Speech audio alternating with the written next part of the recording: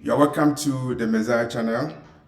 This is your end time channel where we focus on end time events.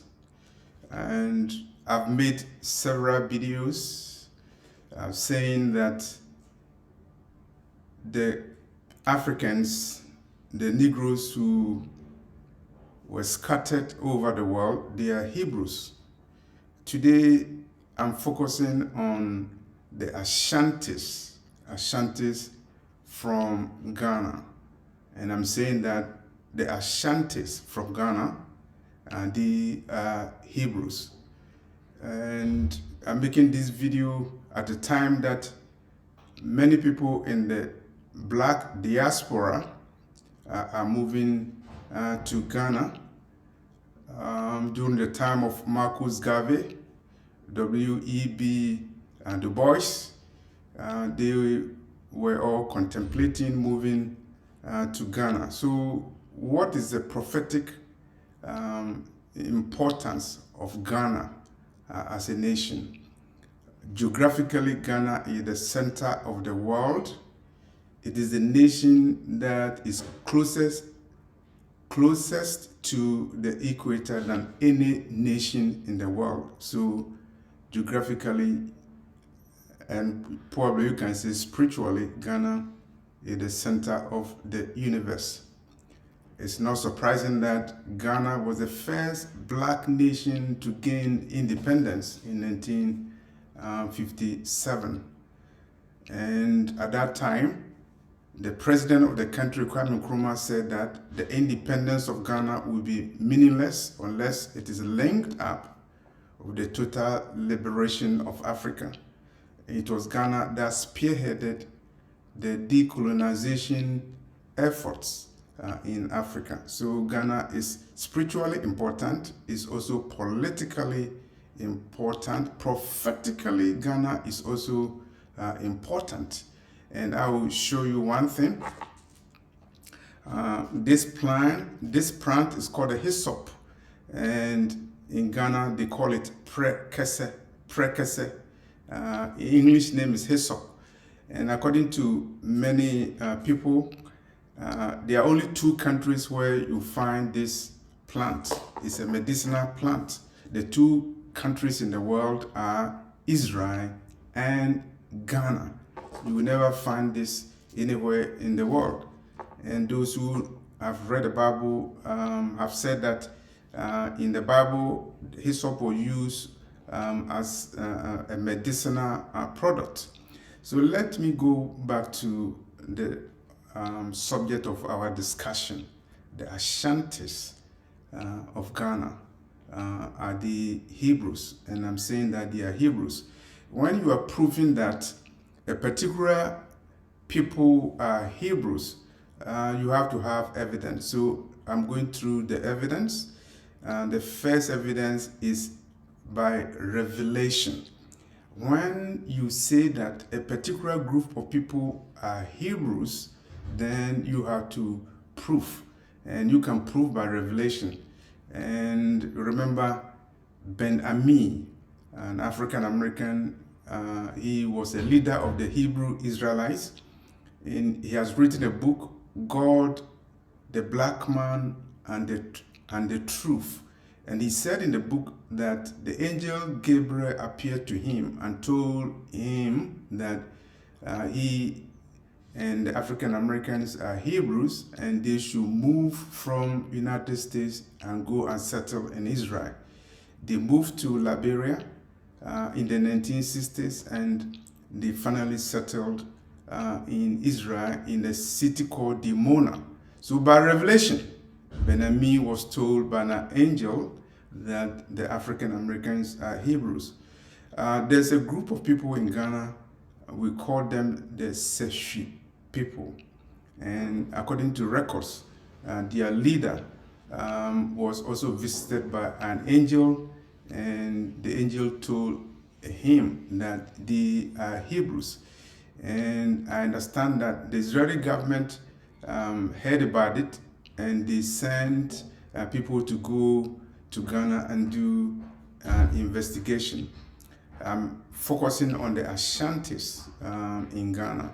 By revelation, it was revealed to me in a vision that the Ashantis of Ghana are Hebrews. That's by revelation. So the first proof that Ashantis are Hebrews is by revelation, which was given to me. The second proof is oral history. You prove your history, you prove your heritage by oral history. It's one of the methods of proving your history. If you go to the Old Testament, oral history was a means of transmitting information from generation to generation. And for the Hebrews, oral history has been very important as a way of transmitting information from generation to generation. As you are aware, the Hebrews were they were captured, they were sent into captivity, and Jerusalem was destroyed, and they were scattered in fulfillment of prophecy, as is recorded in the Bible, in Deuteronomy, in Jeremiah, in Isaiah. And through oral history, people still remember their roots, and they know that their ancestors are Hebrews. So by oral history, many Ashantis have been told that they are Hebrews. And me, the person who is making this video, my grandmother revealed to me that we are descendants of Hebrews. My grandmother has passed away. She was an Ashanti. So I'm saying that Ashantis are Hebrews by oral tradition. And if you talk to many Ashantis, they will tell you that they migrated from Mesopotamia. Some of them will say they migrated from Egypt. Others will say they migrated from Ethiopia. And I believe that all of them are right, because the Ashantis came from Mesopotamia. Definitely they were sent into Egypt in captivity, and some of them also went to Ethiopia. Who are the lost tribe of Israel? The Israelites who were scattered, where are they? And there are so many books that have been written about it, and the books, including from Babylon to Timbuktu, supports the oral tradition that the Ashantis are Hebrews. Number three, I would move to documents. When I'm proving that Ashantis are Hebrews, I rely on documents, and I will remind you that there was a war in Ashanti around 1900s. The British forces fought the Ashantis and destroyed their capital city. And according to the records, the British Army uncovered many documents from the palace of the Ashanti king, and the documents were written in Hebrew and Aramaic. Wait a minute. You are a white man, you are a soldier, you are a colonialist, you are fighting Negroes, you burned their cities, and then you found out from the burned city records written in Hebrew, records written in Aramaic. So the question you ask yourself is that, what are these people doing with these documents? The secret is that the Ashantis as Hebrews were protecting their identity. They were protecting their historical records. So these Hebrewic documents, where are they? And according to information that I have, I believe that some of them were burned and some of them were also taken. You remember that there's so many things belonging to Africans that were stolen by the colonial powers, whether you're talking about Portugal, Spain, talking about England. Go to their museums, and there are so many things that are in their museum that were stolen from Africa, whether you are talking about the bronze statues from Benin in West Africa, or you are talking about gold from Ghana, you are talking about drums from Ghana. And some of these documents are in British museums, some of these documents are in the Vatican, and I believe that some of these documents are also in the Library of Congress. And I'm told that there are certain documents that are kept secret because they will reveal the Hebrewic identity of the Negro. So these documents are kept secret even in the Library of Congress. I'm saying that the Ashantis are Hebrews, and I'm also proving it by looking at the belief systems of the Ashantis. And I would say that the Ashantis believe in monotheism, believe in one God. And which people believe in one God? The Hebrews. The Hebrews believe in monotheism. Abraham believed in one God. The Ashantis, as Hebrews, believe in one God. The Hebrews call their God Yahweh. The Ashantis call him Onyankopon Kwame. Onyankopon Kwame. Kwame means a man born on Saturday. And as we are aware, the Ashantis name their children after the day on which they were born. And they call Onyame or God Kwame, meaning Saturday. It shows that the Ashantis are, as Hebrews, observe the Saturday Sabbath consistent with Hebrewic records. The Ashantis also have a law that you cannot make an image of God. Where is it coming from? It definitely is coming from the Ten Commandments. If you read the Ten Commandments, the Hebrews were commanded that God is holy and you cannot make any image or idol of God. It's part of the Ten Commandments. And from generation to generation, this law, the Ten Commandment has been part of the Ashantis. So the Ashantis have a law that you cannot make an image of God. The high priest. In Ashanti, we have the king, and the king acts both as the king and also as the high priest. There was a time that the Ashantis had priests, and the priests guided the Ashantis in the same way that the priests and the prophets in Israel also advise and counsel the kings. So we have the same thing in Ashanti as we have in Israel. Presently, the Ashanti king, we call him the Asantehene. He is both the king and the high priest. And if you go to ancient Israel, that was not the case. In the case of ancient Israel, you had the king from a different tribe, Judah, and the priest from a different tribe, the Levites. But you have to remember that a time is coming when the Messiah comes, Yeshua will come. Yeshua will be both the king and the priest. Presently in Ashanti, the king is both the king and the priest. In the kingdom of God that is coming, Yeshua, Messiah, the Lion of the tribe of Judah, is going to be the king and the priest. The Ashantis use the lion as their symbol.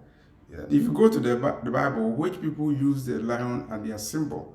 Of course, the Hebrews, the Lion of the tribe of Judah, the root of David, the Alpha and Omega. The Ashantis are Hebrews.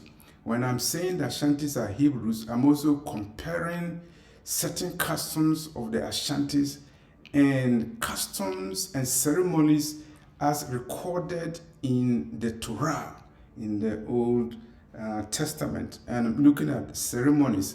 In ancient Israel, during ceremonies, the shofar and trumpets were blown.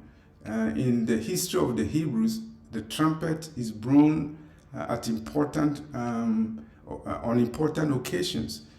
Presently in Ashanti, shofar is blown, the trumpet is blown, and they also use the horn of the ram. They use the horn of the ram to make proclamations. And so when you hear the sound of the ram, it means an important event is taking place. In the same way, when you heard the sound of the shofar or the trumpet in ancient Israel, you knew that an important event was taking place. Probably they were announcing the coming of wars. Comparing the Ashantis with the ancient Hebrews, we are also looking at feasts and festivals. The Lord commanded the Hebrews to have feasts to honor Him. And the Hebrews have 7 major feasts, and 3 of them are very important. I believe the Passover feast, the Feast of the Tabernacles, and also the Pentecost, the Passover, and the Feast of the Tabernacles. These are the 3 most important feasts in Israel. There are 7 feasts in Israel, but those are, I believe, the most important ones. If you come to Ghana, Ashanti, the Ashantis also have 3 major feasts. They have 7 feasts, but 3 are most important. And one of them is Akwaside, and the other one is called Ade, and the third one is called Ujra. And I heard that a Ghanaian PhD holder wrote a PhD dissertation comparing the Ujra festival of the Ashantis with the Feast of Atonement, one of the feasts in Israel. And the similarities are such that you can do nothing except you conclude that the Ashantis truly Hebrews. They are direct descendants of Hebrews. They were not converted to Hebrewism or Judaism. They are Hebrews by blood, by origin. And so if I say that the Ashantis are Hebrews, I'm looking at the facts. For the sake of time, I'm not going to go into details. I don't want the video to be long, but I want to tell you that the Ashantis are Hebrews. By revelation to me, I had a vision, and in the vision I was asking a historian, a famous Ghanaian historian. His name is Professor Adubuahin, and I was asking him whether the Ashantis are Hebrews, and then he said yes. So in the vision, the Lord also used a teacher, one of my famous teachers, to confirm that the Ashantis are Hebrews. Professor Adubuahin was a professor of history, a very notable, renowned history professor. He died some years ago. He appeared to me in a vision, and he said that the Ashantis are Hebrews. You have to remember that when you see people in dreams, particularly important people, they may be angelic beings transmitting divine information to the people of God. And the conclusion of this video is that the Ashantis are Hebrews, and they practice certain customs. And the customs were not, the Europeans didn't understand the customs, so they concluded that the Ashantis are pagan, they are primitive people. But if you look at the customs, you can compare the customs and the practices of the Ashantis, and you will know that they are similar to the customs. If you read the book of Genesis, Exodus, Leviticus, Numbers, and Deuteronomy, you know that the Ashantis are Hebrews. And remember that prophecy foretold that they will be sent into captivity and they will be sold into slavery. And remember the slave trade that happened? Incidentally and ironically, Ghana was the center of the slave trade, and the Ashantis were captured. Two major leaders of the Ashantis, the Asante Hene, and then the Queen Mother of Ashanti, they were captured and they were sent into captivity in Sochet's Island. The Queen Mother, Yasantua, did not come back when she was sent into exile by the British forces, but they brought the Asante Hene. He died not long after he came from exile, after spending more than 20 years in captivity. And which people were sent into captivity? The Hebrews. They were sent into captivity from the slave coast, from the kingdom of Judah, which you can reference on the map of West Africa, 1747 map of West Africa. So if you are an African American, if you read from Babylon to Timbuktu, and if you read Stephen Jacobs' book, you will know that more likely than not, your ancestors are from Ashanti. And if you are from Jamaica, definitely you know that Jamaicans were taken from the Ashanti tribe. And there are Ashantis who were taken into captivity, Ashanti Hebrews taken into captivity in Brazil and in Suriname.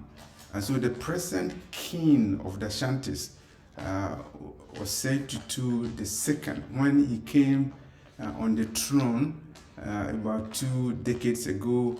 He made a special trip to Suriname and Brazil to search for his people, the people who were kidnapped from the slave coasts in Ghana and sent into captivity. They were not just mere slaves. They were not just mere primitive people. They were not just Negroes. They were Hebrews who were kidnapped and captured and sent into captivity because there was a prophecy on their head in Deuteronomy chapter 28 verse 68 that they will be sent into Egypt again in ships because of disobedience. Unfortunately, the Ashantis in Ghana and other Hebrewic tribes in Africa, they are still engaged in idolatry, worshipping of different gods, not following the commandments of God. But I'm telling you by this video that you are Hebrew and you must observe the commandment of God.